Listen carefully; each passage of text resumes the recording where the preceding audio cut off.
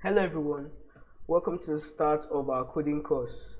My name is Destiny and I'm thrilled to have you here with me today. In this course, we'll be diving into the basics of HTML and CSS. These two languages are essential for anyone looking to create beautiful and functional websites. HTML or Hypertext Markup Language is the backbone of any website. It structures the content on your page, allowing you to create headings, paragraphs, links, images, and more. CSS or Cascading Style Sheets is what makes your website look good.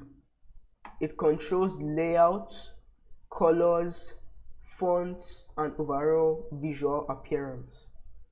Throughout this course, we'll be starting from scratch, so no prior experience is needed. We'll cover everything from setting up your development environment to writing your first lines of HTML and CSS. By the end of this course, you'll be able to create stunning web pages with confidence.